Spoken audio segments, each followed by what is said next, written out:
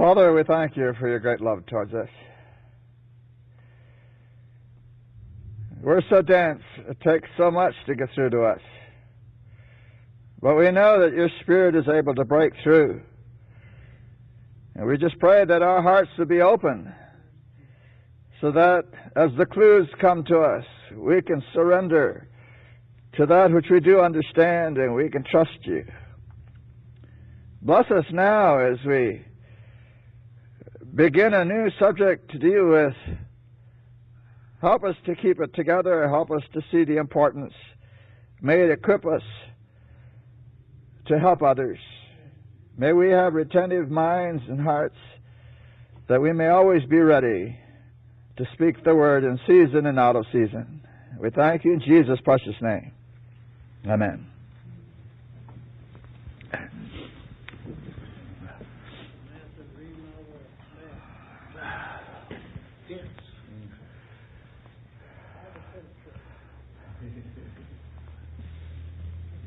I would like to begin a series of meetings today.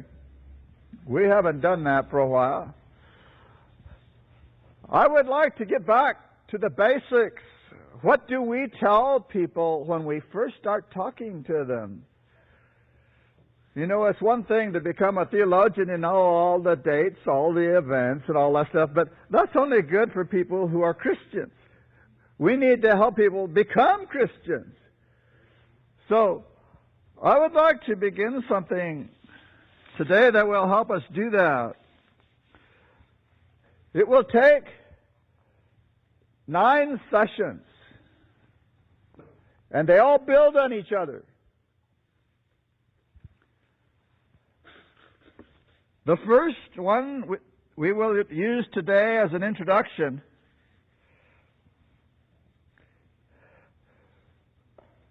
is about man as God created him and the fall. We need to know what the problem is first. The last session we will deal with the call that man made to God for help. The 9th session will be God's answer, Jesus' answer. Now, between those two, we will deal with 7 elements in the life and the ministry and mission of Jesus. 7 points that we can hold on to. Okay? Just briefly, I will mention them. There's nothing you have to hold on to because we're going to spend a whole session for each one. But we're going to discuss the birth, the baptism, the temptations,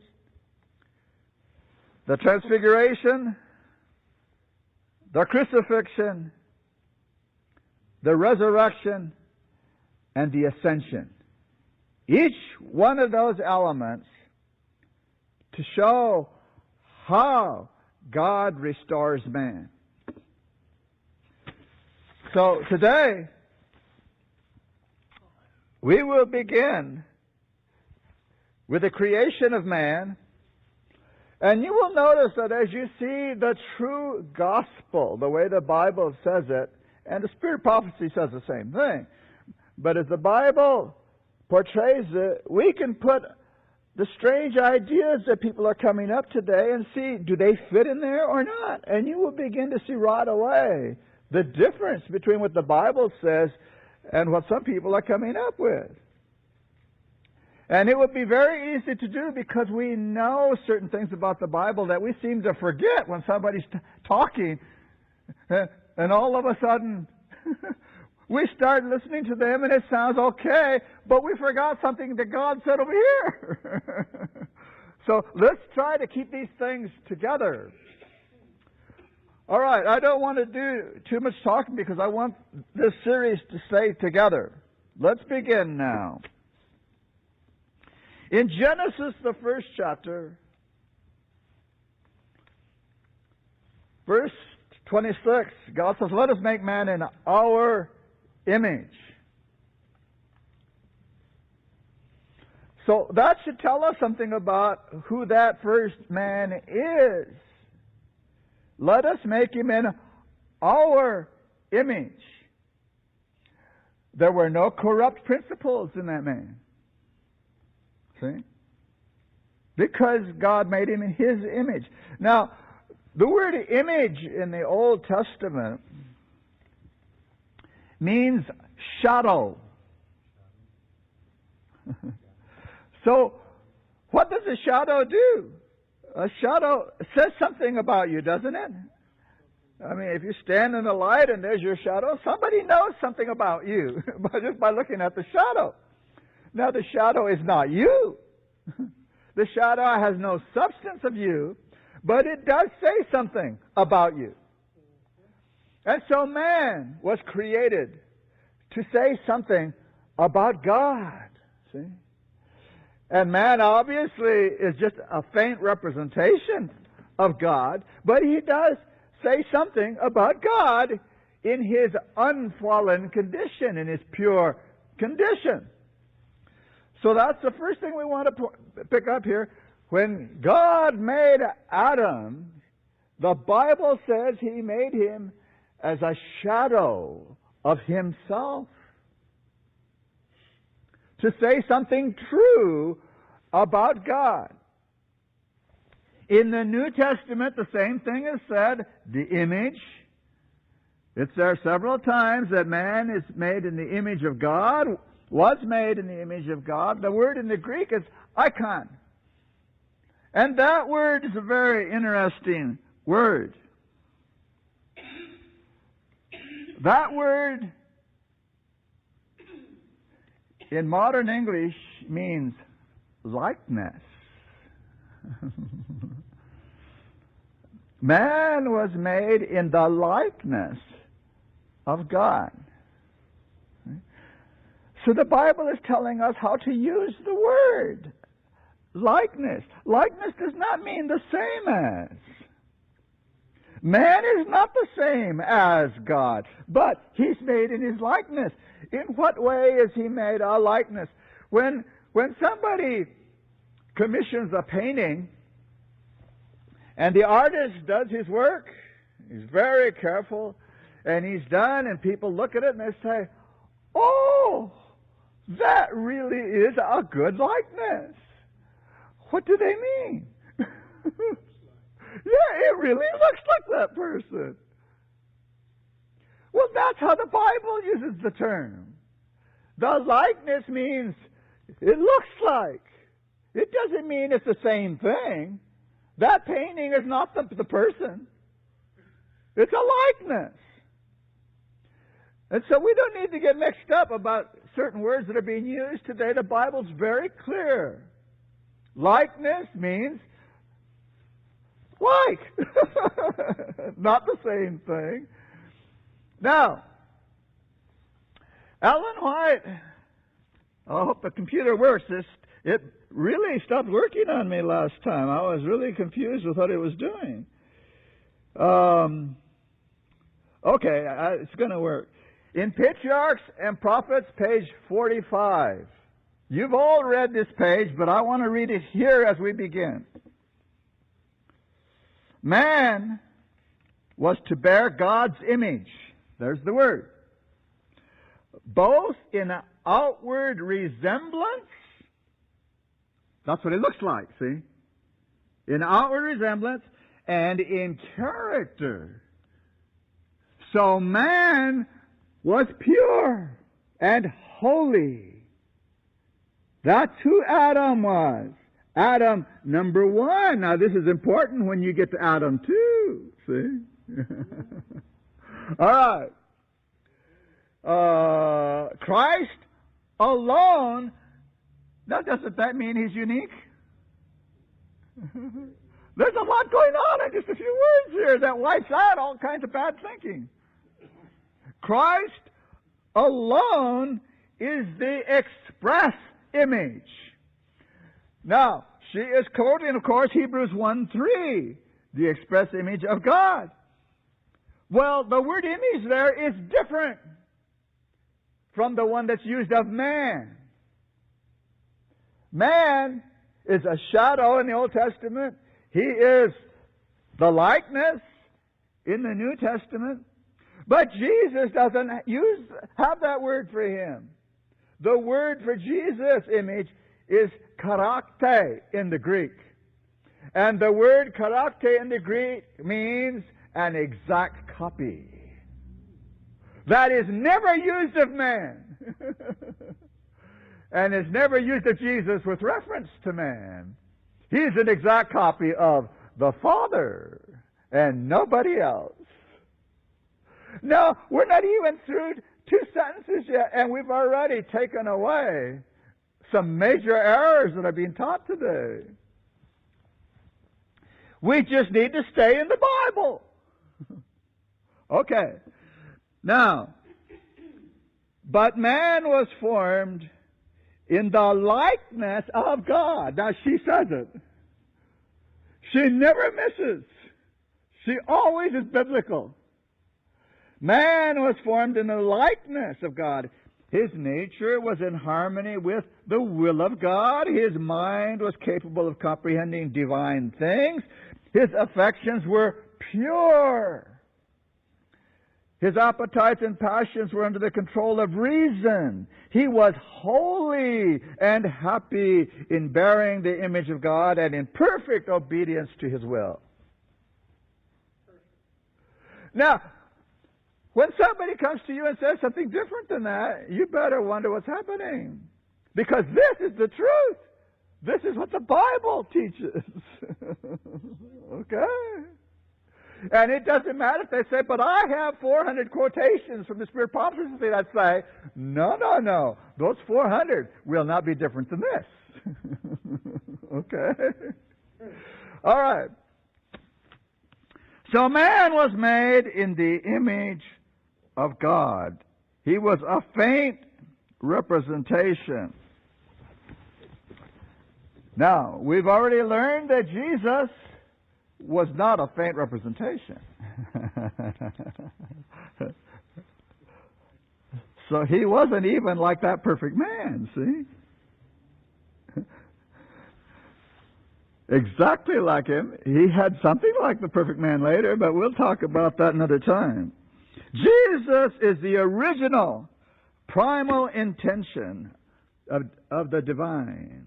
When Jesus came, He was what man was supposed to be.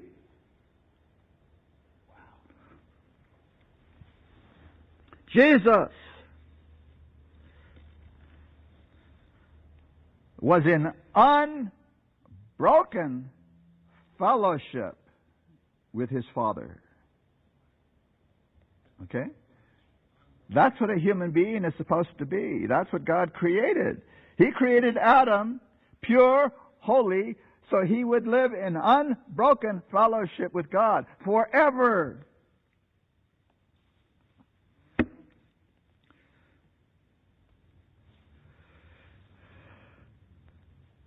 Now, we have to break down Adam here in his purity so we can understand a few things. Before I go there, I want to read one more statement.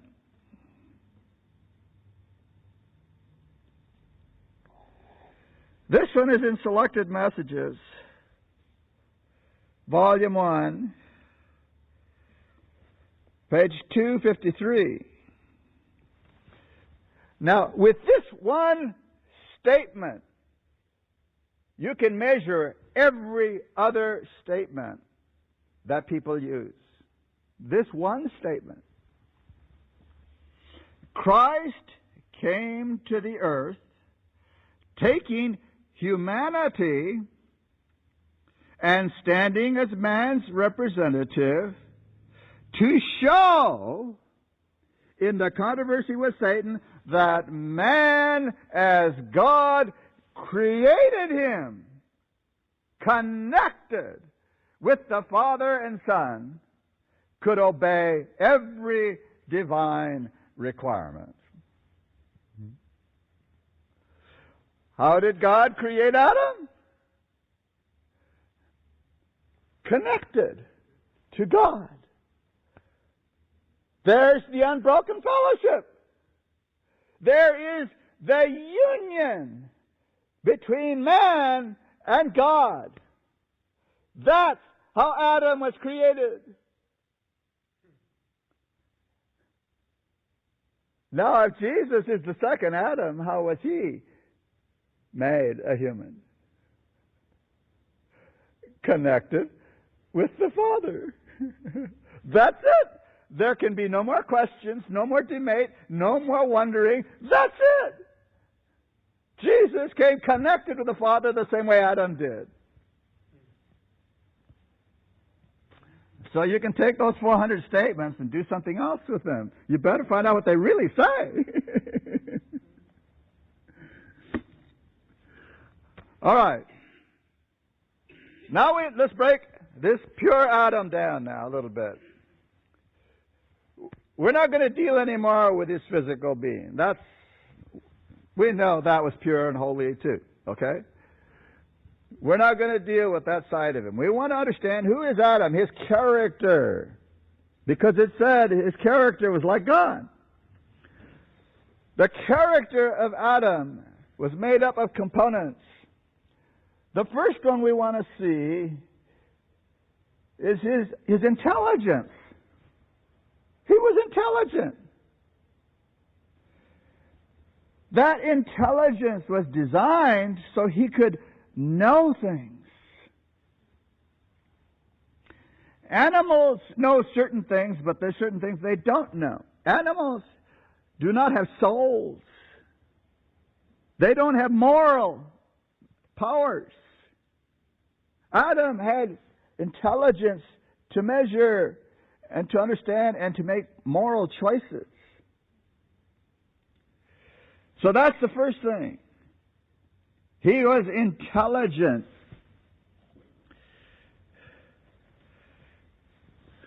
He also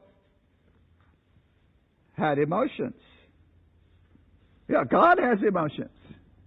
Adam had emotions, feelings. Emotions want to attach to something or to someone. That's what emotions are for. They attach. Now, that intelligence and the emotion, which we can call attitude here for a moment, with the proper attitude connected to God, now brought him to a place he could make choices, will. We have intelligence, emotion, and will. That's what we're going to be looking at. Those three aspects of that pure Adam.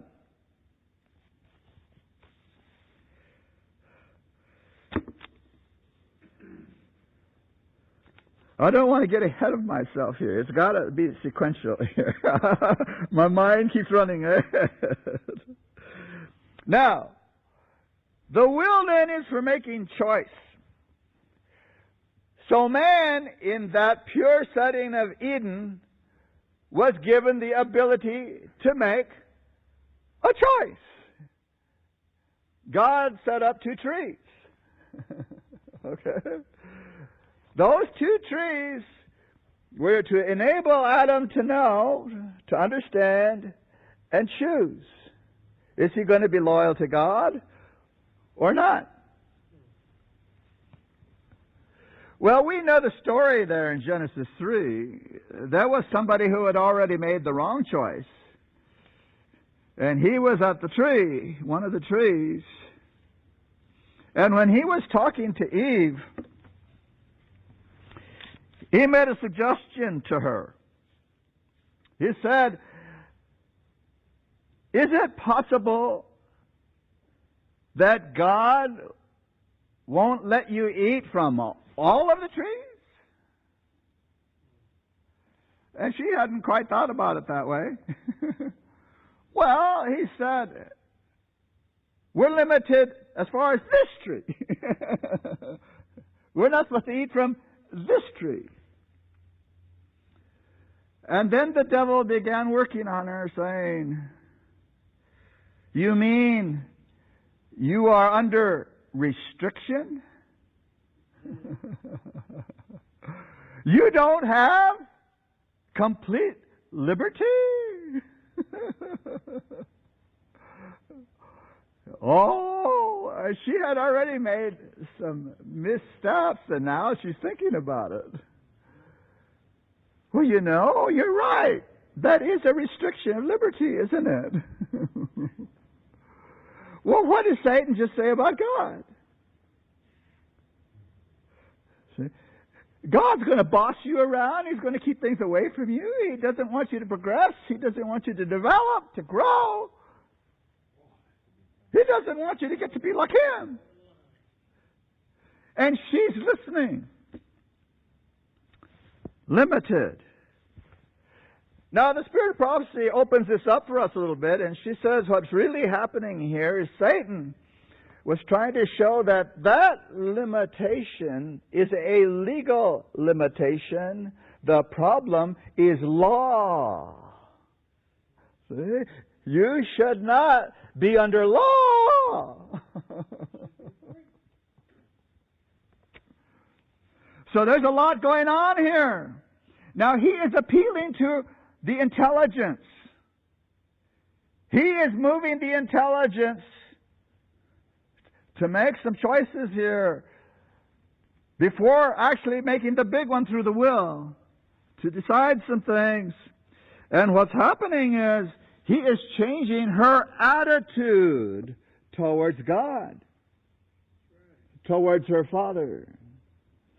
It's all very subtle what's going on here in Genesis 3. Well, he has changed her attitude. Now she's beginning to think, why should I be under this limitation? What did he do that for? And her whole attitude is different now.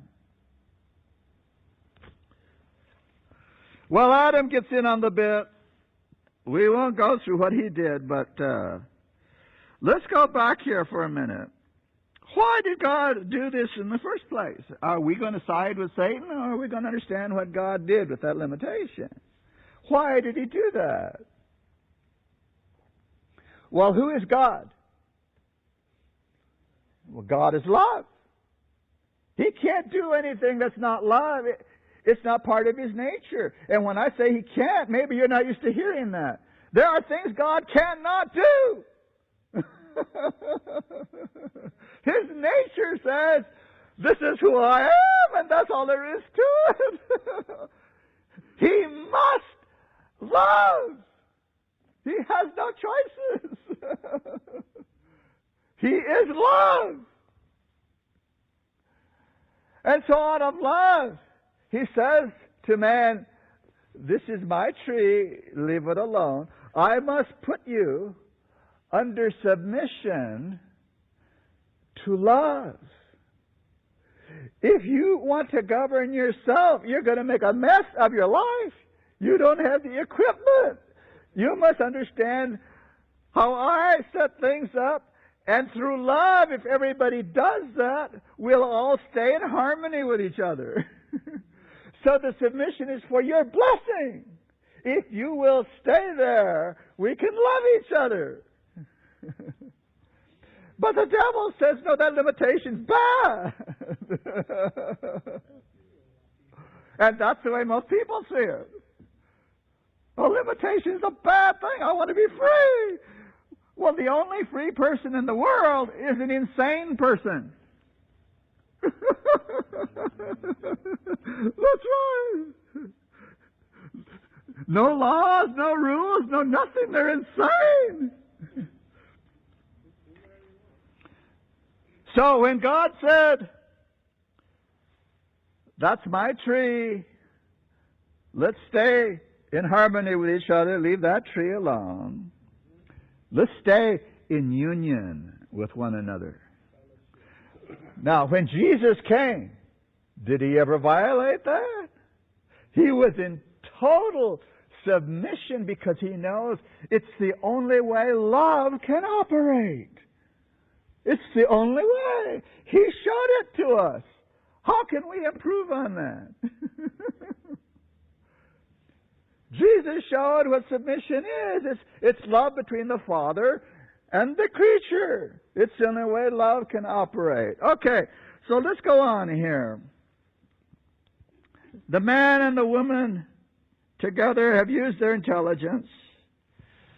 Their attitude has changed. They don't trust God now. And they make the decision, eat the fruit.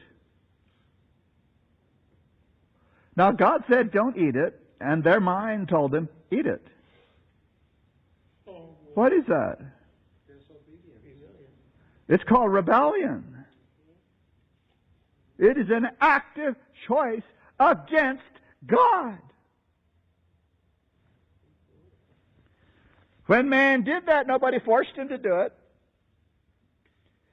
Of his own voluntary use of his will, he separated himself from God. Self-separation. He did it. Nobody did it to him. The devil didn't do it to him. He chose to cut himself off from God. Now, what does that do? What did he cut off?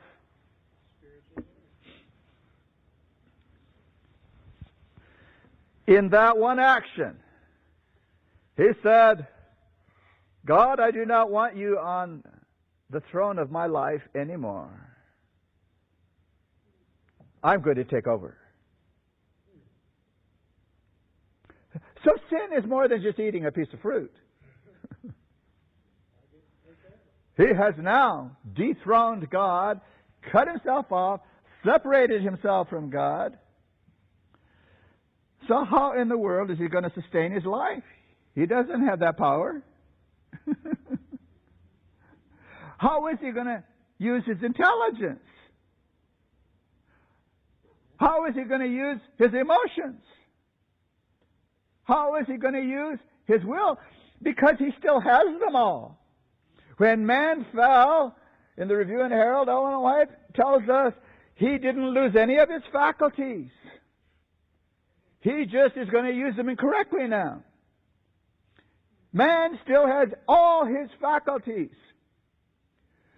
So all of us here have our faculties that God gave Adam. And what God is trying to do with each one of us is get us to use our faculties correctly again. It's called conversion. That's what conversion is. It's not, now I'm a saint.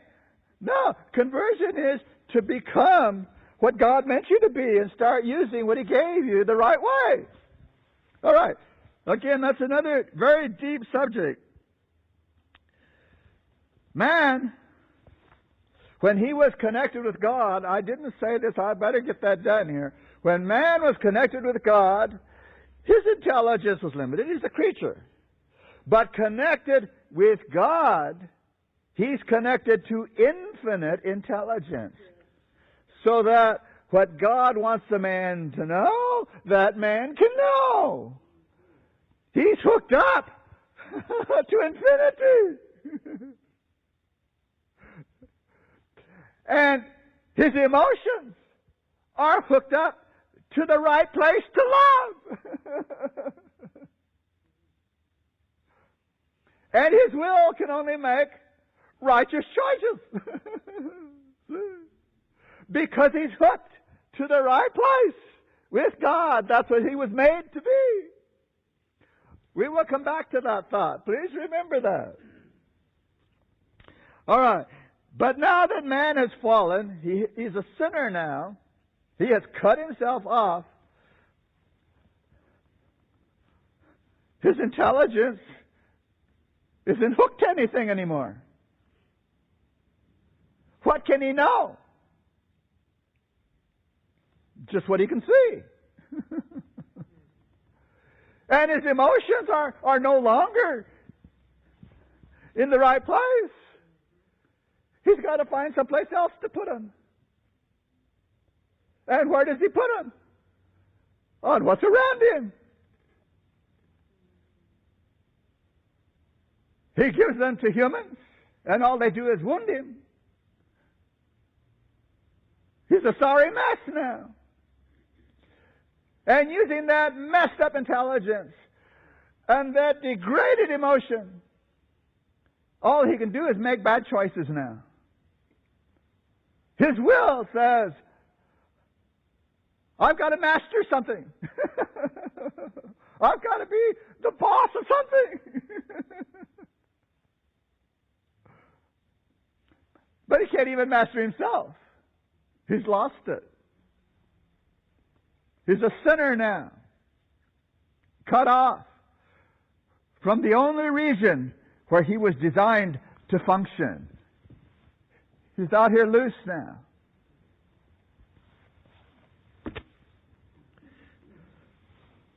Intelligence is darkened. Emotion is deadened. The will is degraded. You know, when the space shuttles were flying around,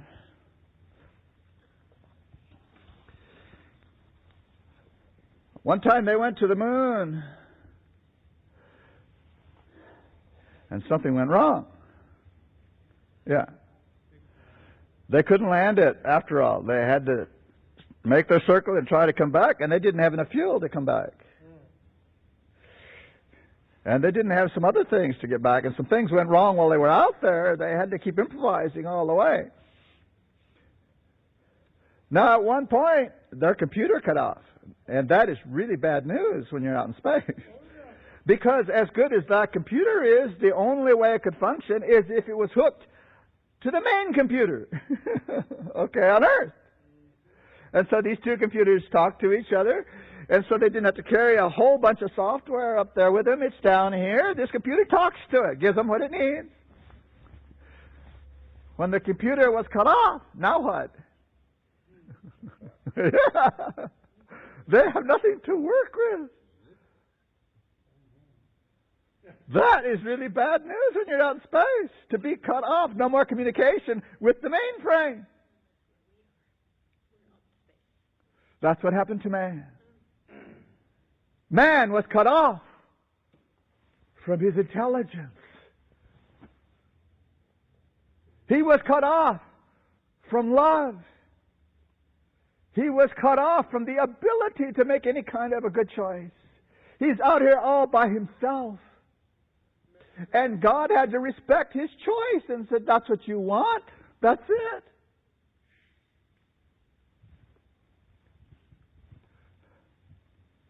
Man is lost. No, I'm not talking about just Adam. I'm talking about every human being after him. There are people that don't like that in our church. You know that? There are theologians in our church that don't like that. They say, well, you're saying original sin now. That's Roman Catholic. No, it isn't. It's Bible. Romans, the 5th chapter.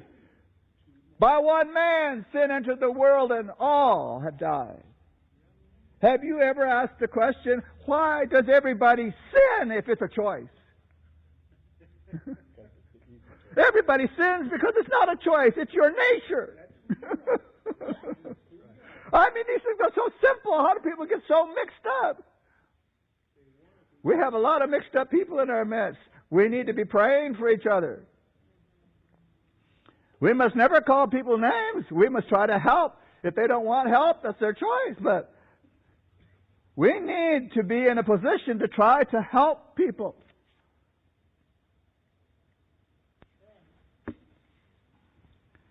The link was broken. And man says, I'm going to be master of something, but it never happens. He gets overcome and beaten every time.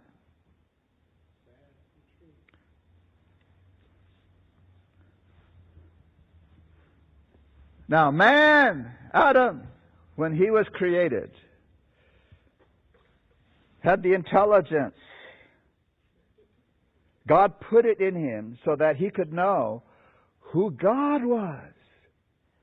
See? A dog doesn't know who God is. A parrot? Animals don't have that function. But man had the ability, the capacity to know who God is.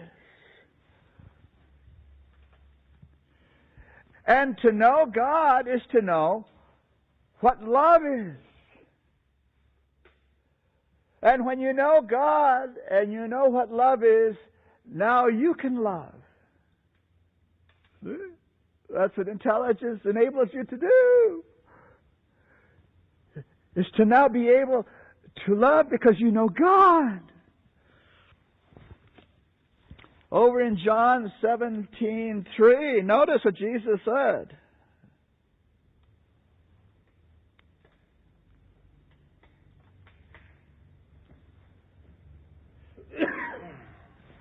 This is life eternal, that they might know Thee, the only true God. The key word there is know. That's salvation. To know God. To know love. And now to be able to love because you understand it and have it now. He's in you. And that's what has to happen is love. Union. Unbroken fellowship. 1 John.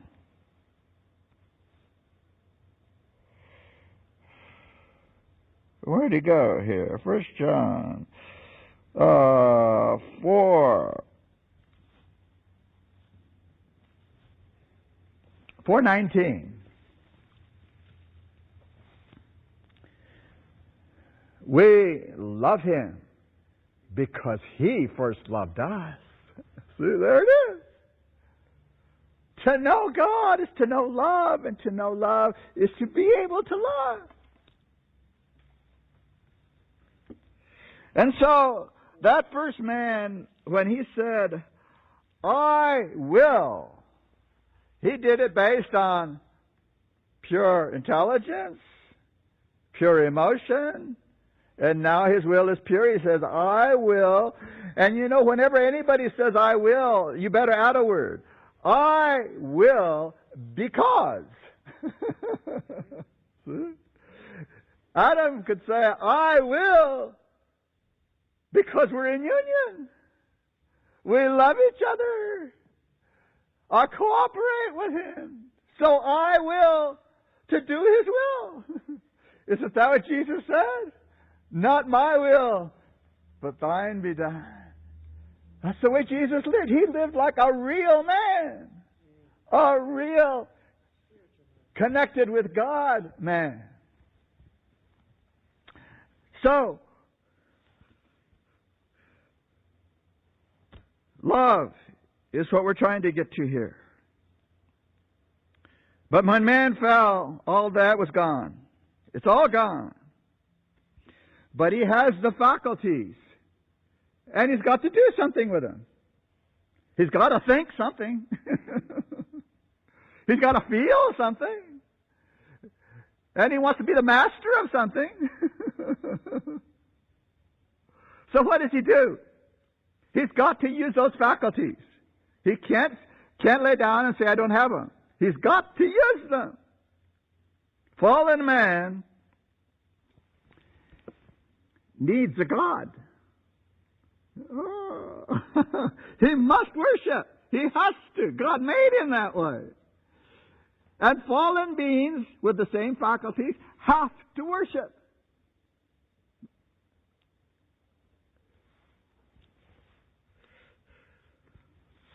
This is where it starts getting interesting here. Heathen who say, there's no God. I don't believe in God. I don't worship anything. That's a lie. Because if they can't find a God to worship someplace, if they can't even invent a God, you know, the God they're going to worship, their brain. They're going to worship their own mind. Yeah, themselves. That's what she said. That heathen is going to worship himself. So what does he do? Without knowing it, he creates his own deity, formulated with his thinking processes and his brain and whatever he knows or doesn't know. He makes something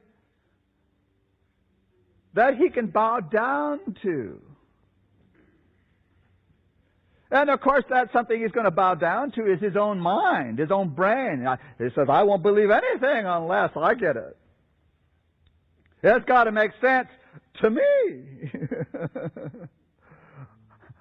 I don't bow to anything. Yeah, he bows to himself. That's what he's doing to himself. Now, when that person who bows down to themselves and has made themselves a god, they can't worship just themselves. They look in the mirror. That's not enough. You have to have something big. So this person puts that idea and sends it out into infinity. And that God that they have created gets bigger and bigger and bigger. Yeah, he has sent that out into space, out into infinity. He's going to worship something big. And what he's going to worship is a big monster. Because the evil that he is what he's projecting out. And that evil's getting bigger and bigger.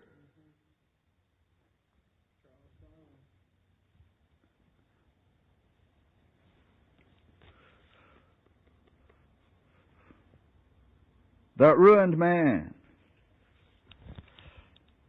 has put himself into immensity. A ruined God is what he has made. That God's not worth nothing. It's an evil God that he has created. He has magnified evil.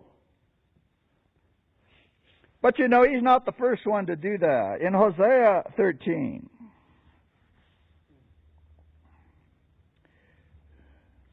come on. these computers. Let's see. Here we go. 13:2. Okay, here we go. Hosea 13:2. Now, this is a long time ago. It says, now they sin more and more, and have made them molten images of their silver and idols according to their own understanding. Hosea said it. They made their own God based on their own brain, their own understanding. And what all they end up doing is sinning more and more. Because the evil God that they have made, the more they try to be like that God, the worse they get.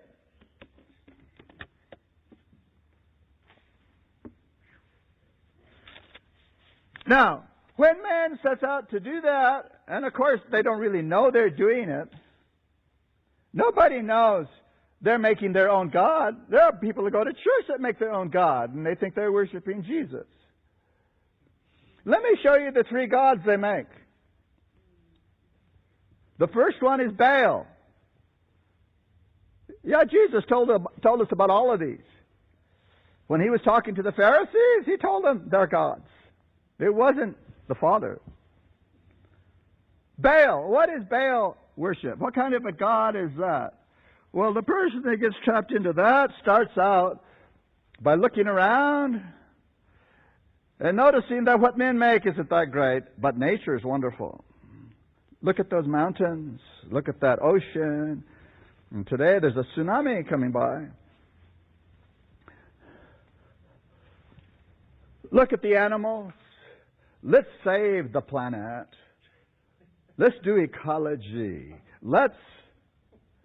Pagans can do that. You don't have to be a Christian to get involved in that kind of thinking. You need to watch who you're tying yourself up with and wonder why certain people are doing certain things. Baal worships nature. Yeah. It doesn't worship the Creator, it worships the creation.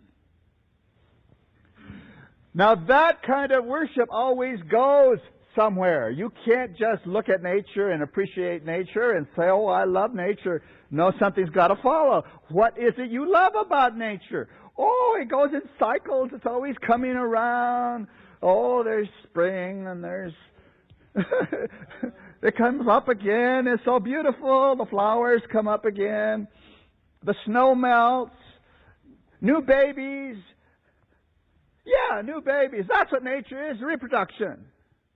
Constantly reproducing itself. I worship reproduction.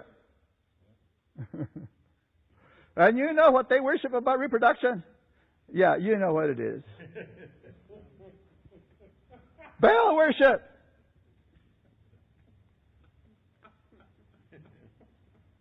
You might have thought I hit a little bit too hard about television last time, but I want you to understand what's on television. It's Baal worship.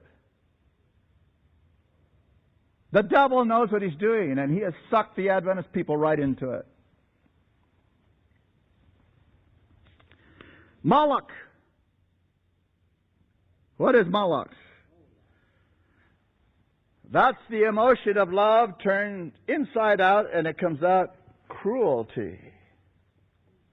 Sacrifice the children. Have you seen any of that in the news? The way professed Christians do it is they come to church and they're indifferent to the lost world. Indifferent to the perishing souls all around them. That's not love. That's cruelty. You ought to read it in Desire of Ages sometimes. She says, if there was a child out there in the snow, and you knew there was a child out there in the snow, and you didn't go looking for it, and that child died, and the parents found out you could have helped that child, how indignant they'd be that you didn't try to help their child. You let it die. How is God going to feel when this is all up? When we could have helped somebody and we didn't do it and we knew they were lost. That's in Desire of Ages. We all have looked at that book. That story is in every book she has ever written. Moloch, idol worship. The third one is mammon. Now, we know that mammon has to do with wealth. You know, we say, well, that's not me. I'm not wealthy. I don't care about big money. I just want to eat. But mammon is not about wealth alone. Wealth is for something. Wealth is not for spending. You look at the richest people in the world, they're not spending that money. They're using it to get something. That something. Power. They want to be able to run things. They want to run people. They want to walk around and everybody says, yes, sir, yes, sir, no, sir. Moloch, mammon, it's all idol worship. And it's just not pagans doing it. Fallen man has the problem, and we need to recognize it. One of the problems in the Seventh-day Adventist framework today is we have forgotten what sin is. Yeah. We have forgotten. God's trying to bring it back to us and tell us, sin is serious. You need to give it up. Don't play with it. Don't entertain it. Don't bring it home. It's serious. Get rid of it. We don't have it in heaven. It's not going to be in eternity. There are people who have caught some glimpses and they say, well, I don't want to give up that, and I really enjoy this. And, the person who really likes watching horse races and gambles over it, they're going to find nothing to do in heaven because there going to be no horse races or gambling in heaven. They could get bored really fast. As a matter of fact, we're told people are not going to be there because they wouldn't be happy there, and God's not going to force them to be someplace they're not going to be happy. We get the wrong idea about God. He's not saying you can't go. He says, there's no reason for you to be there. You're going to really be upset.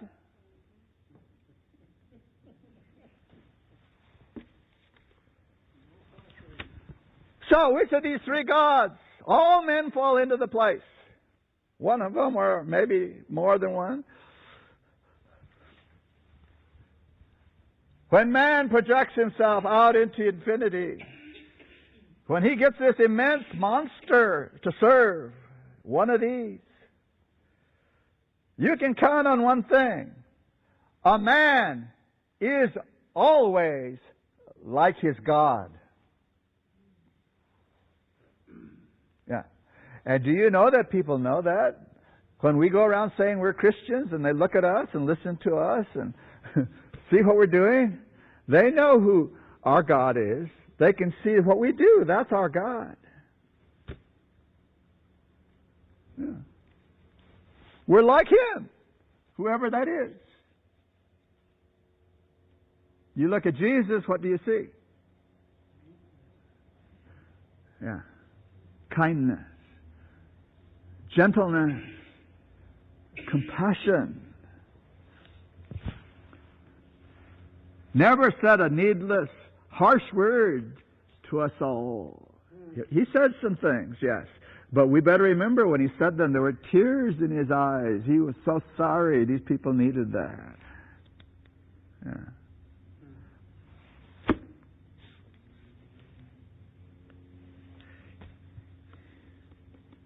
How far away is God? He's always right there, isn't he? People say, oh, I pray and my prayers don't go anywhere. Well, they don't have to. God's right there. Paul tells us God is not far away. He said that's pagans. Do you know that? Remember, he said to those people, he said, you have a statue there to an unknown God. That's the one I want to tell you about. You don't know Him. He's not very far away from you. That's what he said to them. He is near to you. Because we don't go looking for God. He comes looking for us.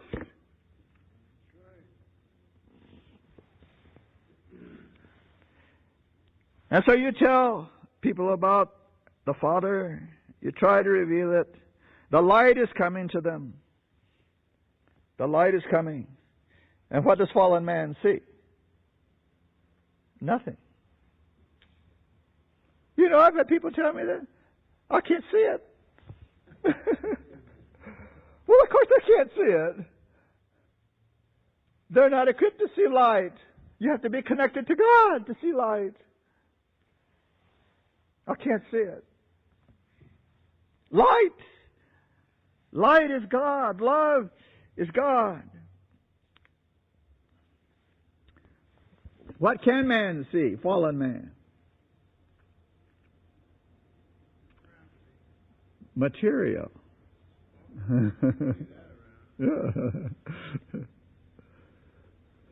A fallen person is one who is into materialism. Yeah. That is simple. Because that's all he can see. Can't see light. He can see the bench. And you know the scientists, that's their discipline. Just deal with things you can see. And they were doing good until scientists got all messed up with the devil's idea of where we came from. And now they're talking about things they can't see, but they're going to say it anyhow. They can't put it in a laboratory. They can't see it in the evidence. It's nowhere, but they say, well, this is the truth. Why? I saw a bone. You saw a bone? And you make all this story up over a bone? Well, I have a tooth, too. You have a tooth and a bone.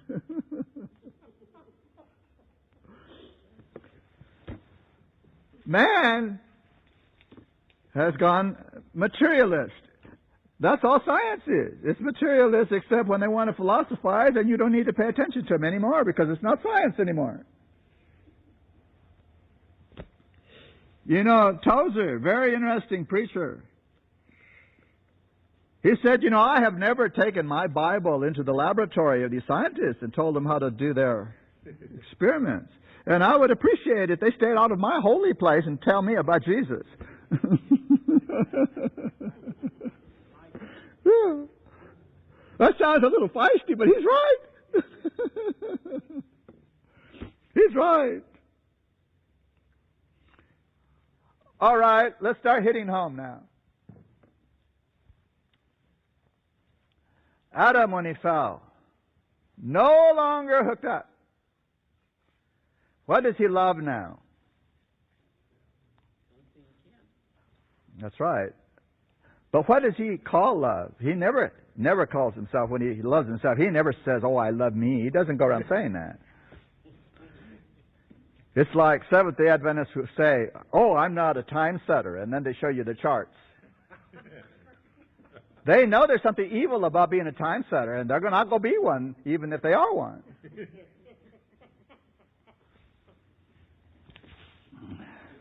You know what?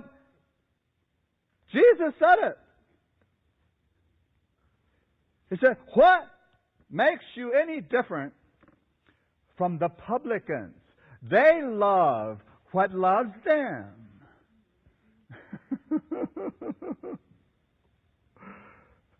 And he said to those religious people, what makes you any different than a rank heathen? They love the people that love them.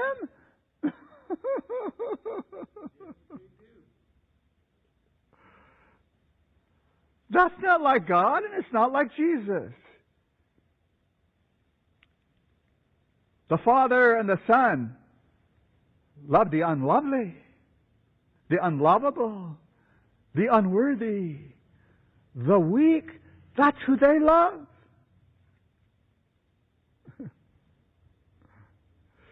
You know, when man fell, without knowing it, he sent out a cry. He said, I'm in trouble. I have a real problem here.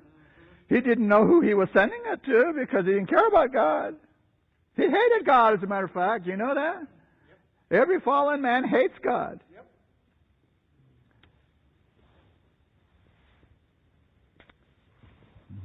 Well, maybe I won't go into that. You said something that's true. What really is behind this love who loves you is self-gratification. I only want what's good for me. Now, if you're getting something out of me saying I love you, great. But as soon as you don't love me anymore, I'm gone. Because you're only good to me as long as I think you're loving me.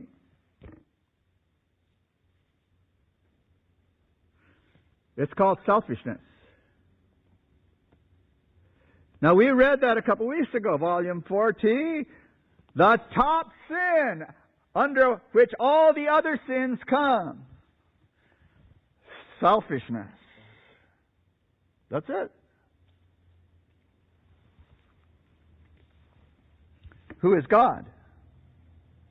Who is the Father? Who is the Son? The plan of salvation was laid. The foundation of the plan of salvation was laid in sacrifice. Self-denial. That's who God is.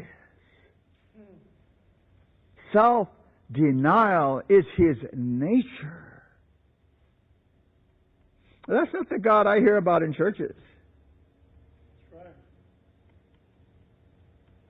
Self-denial, self-sacrifice. For the other person, not just to give up things, that's worth nothing. For the other person, for their sake.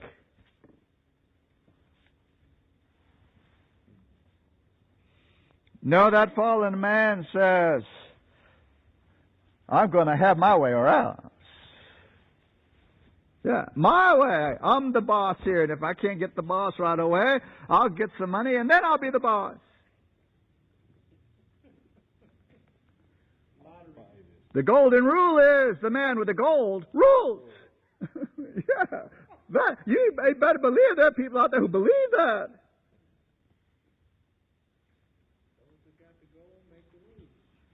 And so this fallen human being who we're discussing, this all came through Adam. That's what he passed on to his children. And there are people out there saying, children are born innocent. Come on. How mixed up can you get? Somebody's not reading their Bibles.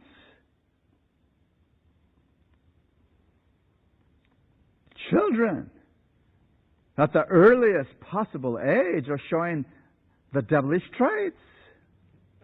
Yeah. And when they get a little older, it becomes tyranny. That's what we're talking about, tyranny. So God, who is love, who is tender, who is kind, who is compassionate, Adam says, no, I don't think I'm going to go for that anymore. I'm going to take the mastery out of his hands. I'm going to be my own master. I don't want anybody telling me what to do. Obedience, that's for weaklings. And beauty? Oh, I know what beauty is. Whatever the flesh says beauty is, that's what Adam says. That's beauty. You know how the church people get involved in that? It's called fashion. Yeah, let's look around and see what they're doing in the world. We'll do that one too. Same time, same place, same way. So how do you tell the difference between a Seventh-day Adventist and a worldling? It's getting harder and harder, you know that? Now, I don't mean to put this in your face, but here's somebody who's going to be talking to our children and to the parents of our children. Makeup, earrings, the whole mess. I don't know who this is, but this does not need to be in front of our children.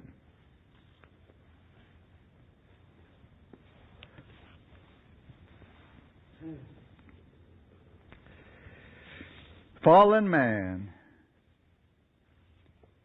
is a lie. Plain and simple. It has nothing to do with what God created him for. Fallen man.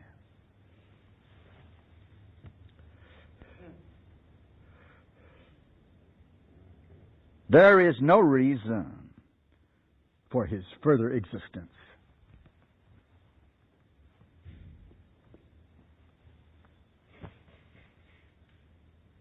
There is nothing in righteousness that says you have to do something for that pitiful, wretched creature.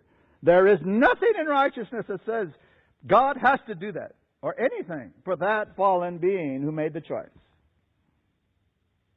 There is nothing in justice that says you have to do something.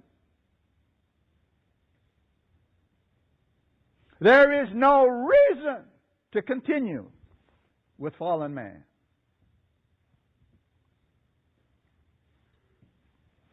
Man is lost, pure and simple, with no hope.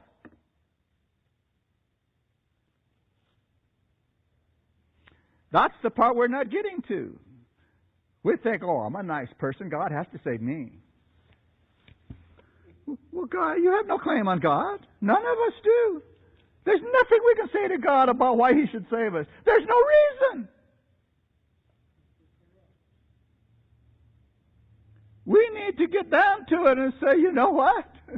If I ever see heaven, it's only by the grace of God. I have nothing to do with this choice. He's the one who's doing that choosing.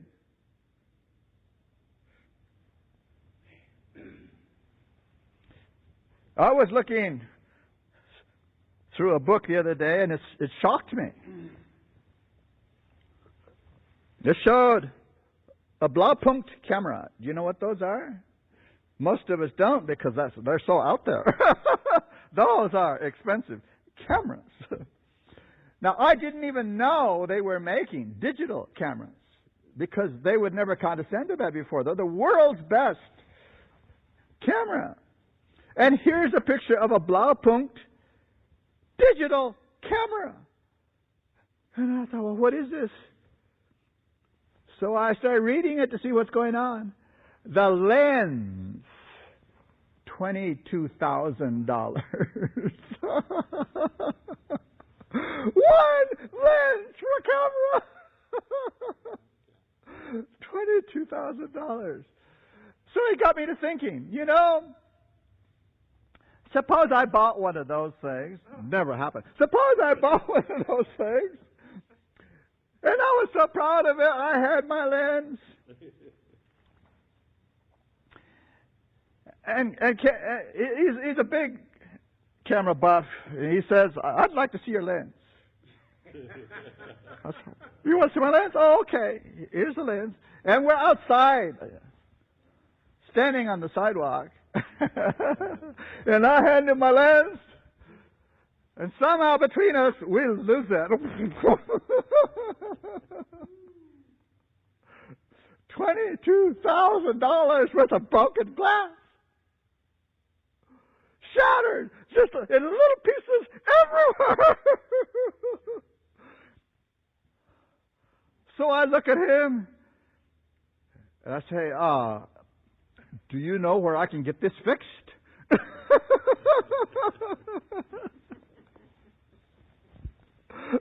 What's he going to tell me? There is nobody in the world who knows how to fix that bunch of glass and put it back the way it was. You can't do it. It's impossible. I have a ruined lens. It cannot be fixed. That's what Adam did to himself and to us. He ruined it for eternity, and nobody can fix it. Not even God.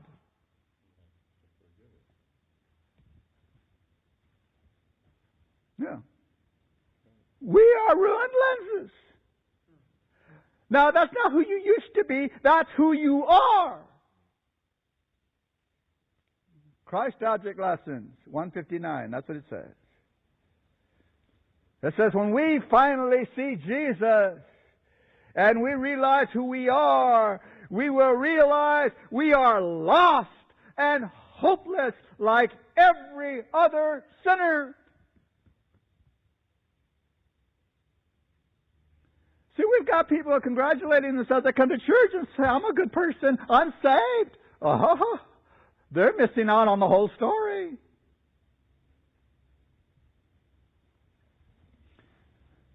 When we finally realize what sin is and who we really are, the plan of salvation is going to be some really good news. Because God has a way of restoring us. And it's not improving the old me. The old me is never going to go anywhere. The flesh has to die. And Jesus did not save me from dying. No, He didn't do that. I'm going to die. The flesh is not going to go to heaven. Even the people that don't die.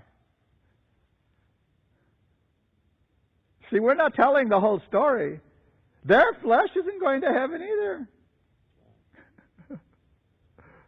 There is no human who's going to go be with God in this condition.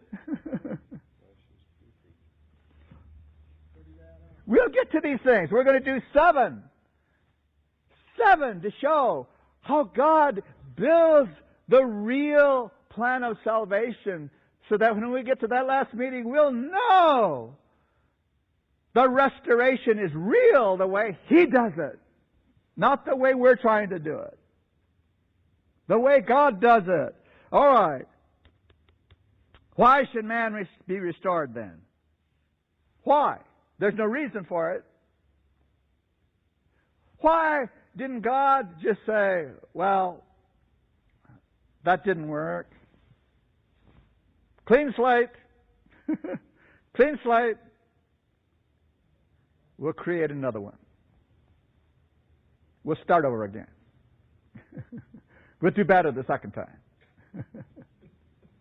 So it would have been easy.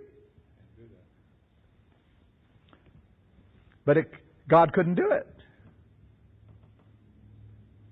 There are some things He can't do. He couldn't do it. He must, out of His nature, out of who He is, out of love, that omnipotent, infinite love, He can't fix it, but He's going to come up with something to restore the purpose of man and get him to live eternally. Why? Because he heard the call, that pitiful, wretched creature, I'm ruined. There's nothing I can do. And God's heart comes out and says, I'll restore you. Not the broken glass. We've got to have another Adam to take care of even the first Adam. Yeah. We're going to get there, what Jesus went through and what He has done, what He has accomplished by becoming the second Adam for all eternity. Forever to be one of us and God at the same time. Okay, maybe we better leave it there for this time. I don't want to start moving into next. We want to talk about the birth of Jesus very carefully to see what happened there. Because if we miss what really went on there, these people who are wandering around with their interesting ideas might get a hearing. You have no idea how many thousands of people in our midst believe some strange ideas that are not in the Bible. Because they trust the people they're listening to. They say, oh, this one's going to save the church. Oh, that one writes wonderful books. Oh, this one puts out great tapes. Oh, what a preacher. Oh. Jesus is our only salvation. And He has only one way of doing it. The way He and the Father shook hands over.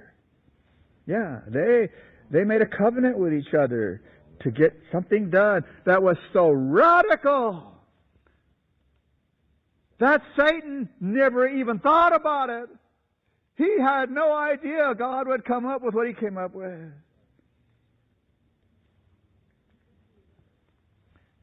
But what He came up with was what love does. And that's what we want to see in those 7 steps. How love between the Father and the Son shows us what God made man for and how He expects us to live, and He's going to get it. He's going to get it. And He has raised up Seventh-day Adventists to show the world how it works, and we're way behind schedule. Yeah.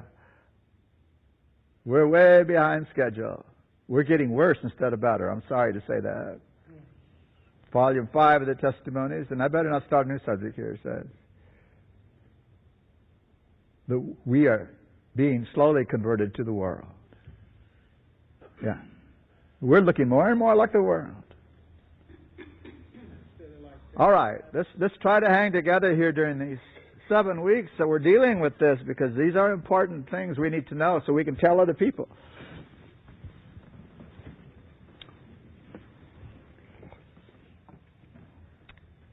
Father. What a privilege just to say that word and to know it's true. Father. Abba. That's what you are by creation. And thus that you are by redemption. What a price! We will never understand the fullness of that.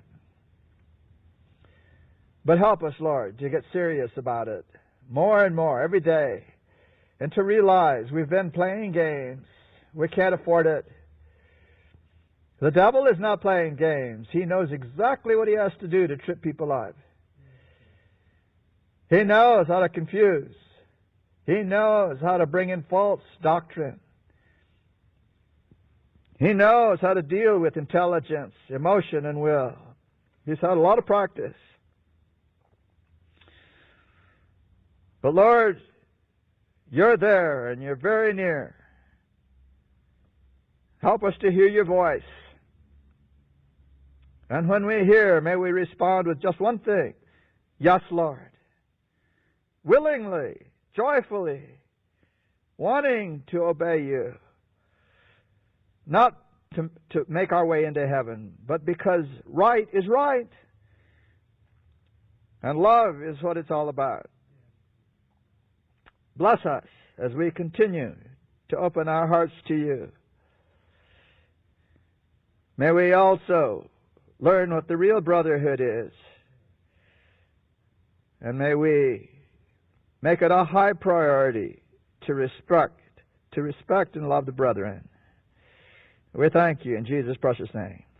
Amen.